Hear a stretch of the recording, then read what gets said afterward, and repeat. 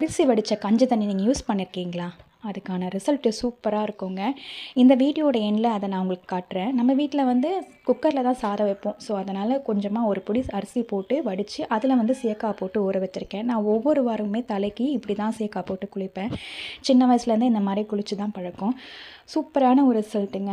நல்ல முடி வந்து சில்கி அண்ட் சாஃப்டாக இருக்கும். நேச்சுரல் கண்டிஷ்னருங்க அது. அது மட்டும் இல்லை, நல்ல முடி உதிர்வதையும் கண்ட்ரோல் பண்ணும்.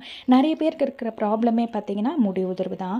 இதுக்காக சீரம் அது இதுன்னு செலவு பண்ணுவாங்க. அதை விட இது சூப்பரான ரெமிடிங்க, வீட்டிலே கிடைக்கிறது. அரிசிக்கு வந்து அவ்வளோ ஒரு ஸ்பெஷாலிட்டி இருக்குது, அவ்வளோ ஒரு பவர் இருக்குது. அதை யூஸ் பண்ணி பாருங்கள். எதையுமே வந்து எந்த ட்ரீட்மெண்ட்டுமே நம்ம உடனே கிடச்சிடாது. ஒரு 3 மாதமாவது கண்டினியூஸாக யூஸ் பண்ணி பார்க்கணும். அதுக்கான ரிசல்ட் கண்டிப்பாக உண்டு.